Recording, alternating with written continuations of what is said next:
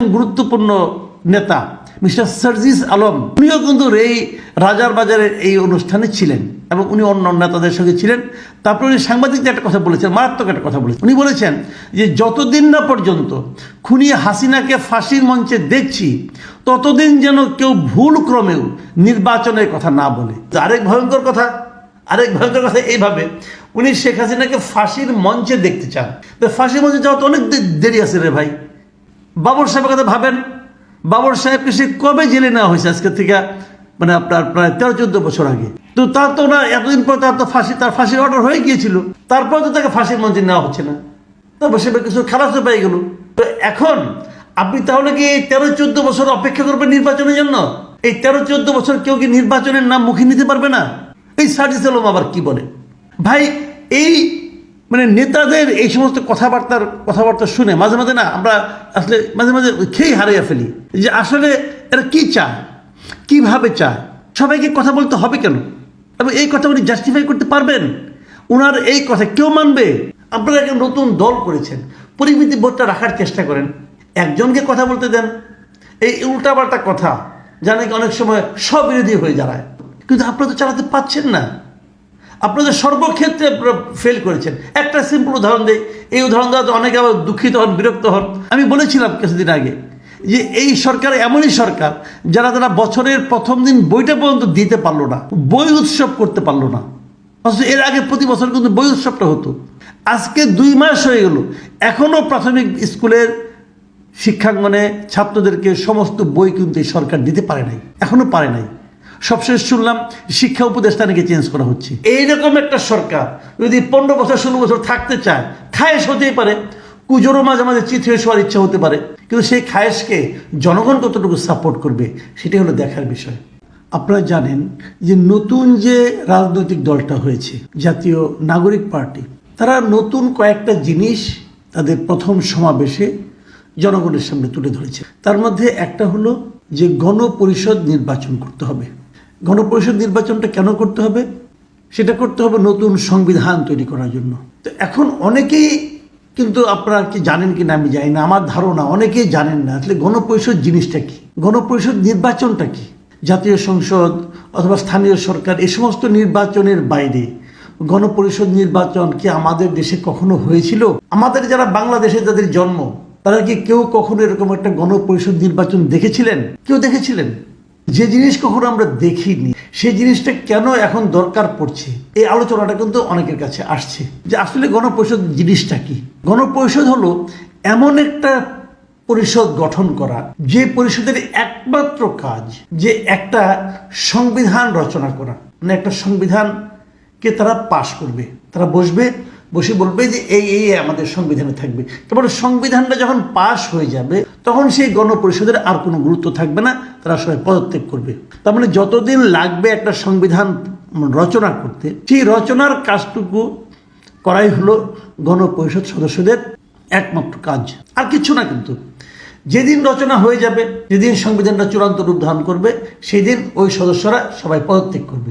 এটা যদি হয় মূল কাজ, তাহলে আমরা কি কখনো গণপরিষদ দেখেছি? কখনো কি আমাদের দেশে হয়েছে? হ্যাঁ, একটা হয়েছিল। কবে হয়েছিল? আমাদের স্বাধীনতার পর। যখন আমরা স্বাধীনতার আগে একটা নির্বাচন হয়েছিল 1970 সালে। আমি একটু ঘটনাটা বলি ছোট করে। 70 সালে সেই নির্বাচনটা কখন হয়েছিল? পাকিস্তানের শাসন আমলে, ইয়াহিয়া খানের আমলে। তখন লিগ্যাল ফ্রেমওয়ার্ক নামে একটা সিস্টেম করেন যে তার মাধ্যমে এই নির্বাচনটা হতে হবে। তখন দুটো নির্বাচন ছিল আমাদের এখানে, একটা হলো প্রাদেশিক পরিষদ, একটা জাতীয় পরিষদ। জাতীয় পরিষদ হলো বাংলাদেশ এবং পশ্চিম পাকিস্তান এবং পূর্ব পাকিস্তান মিলে, এবং প্রাদেশিক পরিষদ হলো যেহেতু পূর্ব পাকিস্তান একটা প্রদেশ ছিল, এই পূর্ব পাকিস্তানের যে প্রদেশে যে প্রাদেশিক যে হবে, যিনি গভর্নর হবেন, তাদের হওয়ার জন্য এখানে একটা আলাদা একটা মানে আপনার স্টেট অ্যাসেম্বলি এটা করার কথা ছিল।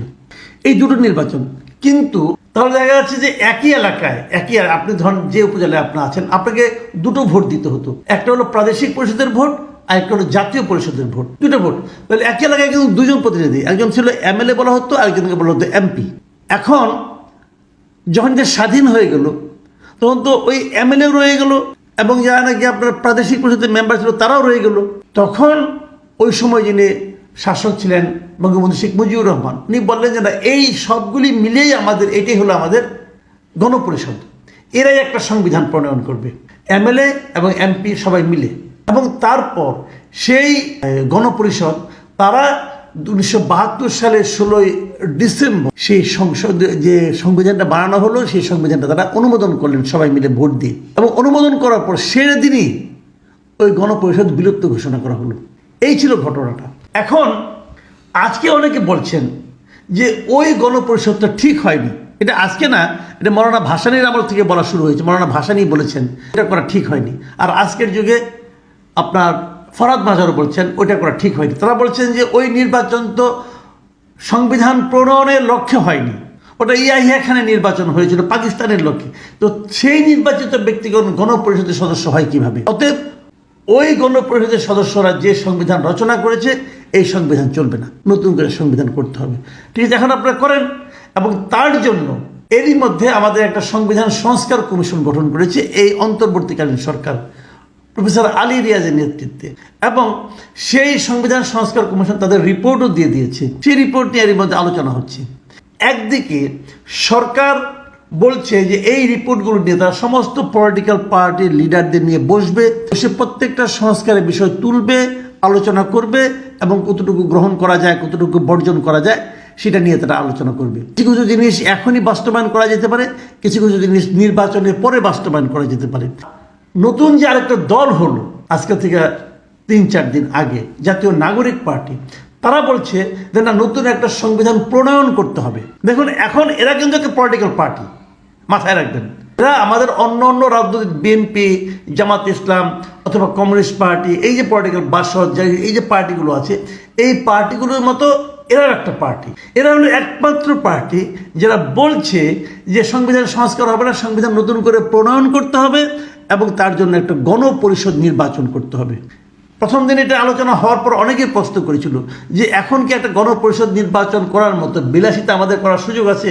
কারণ নির্বাচন তো অনেক ব্যয়বহুল ব্যাপার একটা। তো আজকে দেখলাম নতুন যে পলিটিক্যাল পার্টিটা হয়েছে তারা আজকে জাতীয় স্মৃতিসৌধে গিয়েছিল শ্রদ্ধা জানাতে। তারপর সেখানে রায়ের বাজার এসেছিল, সেখানেও গণকবর যে এই যারা আছে আমাদের এখানে রায়ের বাজারে যে আমাদের স্মৃতিসৌধ আছে সেখানেও তারা শ্রদ্ধা জানিয়েছে। এবং দুই জায়গায় তারা সাংবাদিকের সঙ্গে কথা বলেছে। এবং কথা বলতে যে এখানে এসে রায়ের বাজারে এসে নতুন দলের যিনি আহ্বায়ক নাহিদ ইসলাম, উনি সাংবাদিকদের বলেছেন যে একই দিনে গণপরিষদ এবং জাতীয় সংসদের নির্বাচন হতে পারে। মানে যেদিন আপনারা জাতীয় সংসদের নির্বাচন করবেন সেই দিন আপনি একই দিনে গণপরিষদের নির্বাচনও করতে পারেন। তাহলে আরেকটা ব্যালট পেপার থাকবে যেটার মাধ্যমে গণপরিষদের একজন সদস্য নির্বাচিত হবে। এই হলো ওনার বক্তব্য। এখন প্রশ্ন হলো, এটা কিন্তু ভালো, আমার কাছে এই প্রস্তাবটা পছন্দ হয়েছে এই কারণে খরচ তো কমলো, হতেই পারে একটা কমিশন। কিন্তু আমার প্রশ্ন হলো যে যারা গণপরিষদের সদস্য হবেন তাদের কেউ কেউ তো আবার জাতীয় সংসদের সদস্য হতে চাইতে পারেন। তারা হয়তো ভাববেন 2 দিনের জন্য আমি গণপরিষদের সদস্য হব কেন, আমি জাতীয় সংসদের সদস্য হব। তাহলে দেখা যাবে যে গণপরিষদে খুব যোগ্য লোকগুলো আসবেন না। যোগ্য লোক সবাই যারা আছেন, যারা এলাকায় যাদের গ্রহণযোগ্য আছে, যাদের উপর জনগণের আছে, সাপোর্ট আছে, জনগণ যাদের পছন্দ করেন, সেই লোকগুলি হয়তো তারা জাতীয় সংসদ নির্বাচনের দিকে ধাবিত হবে। তাহলে সংবিধান প্রণয়নের মধ্যে একটা জটিল এবং বুদ্ধিভিত্তিক কাজের জন্য অপেক্ষাকৃত কম জনপ্রিয় অথবা অপেক্ষাকৃত যে লোকগুলোর উপর জনগণের সমর্থন কম আছে তারাই কিন্তু রয়ে যাবে। এতে লাভটা কী হবে? যিনি জাতীয় সংসদের সদস্য হতে পারবেন তিনি কেন গণপরিষদের মতো যে গণপরিষদ সদস্যের যে কাজ সেই কাজটা করতে পারবেন না, এমনটা কেন ভাবা হচ্ছে সেটা আমার কাছে ক্লিয়ার না। উন্নত হতে পারে যে নির্বাচন হবে সেই নির্বাচন একই সঙ্গে গণপরিষদ এবং জাতীয় পরিষদ উভয়ই নির্বাচন বলে বিবেচিত হোক। হওয়ার পর নির্বাচিত ব্যক্তির প্রথম কাজ হবে সংবিধান সংশোধনের কাজটা করা। সংশোধন করেন, প্রণয়ন করেন, যাই করেন, আমার কোনো আপত্তি নাই, তারা এই কাজটা করুক। করার পর যেই করা হয়ে গেল তখন তারা গণপরিষদ থেকে পদত্যাগ করে সংসদ সদস্য হয়ে থাকবেন। তখন তারা এটা হতে পারে, এটা একটা বিকল্প প্রস্তাব কিন্তু হতে পারে। তো এই জায়গাটাতে হলো প্রশ্ন যে গণপরিষদকে আলাদা করে করা যাবে কি যাবে না। আবার একটা মাত্র পলিটিক্যাল পার্টি যেটা নাকি মাত্র গঠিত হয়েছে তার দাবি নাকি গুরুত্বপূর্ণ হবে না, অন্য অন্য রাজনৈতিক দলগুলোর দাবি গুরুত্বপূর্ণ হবে।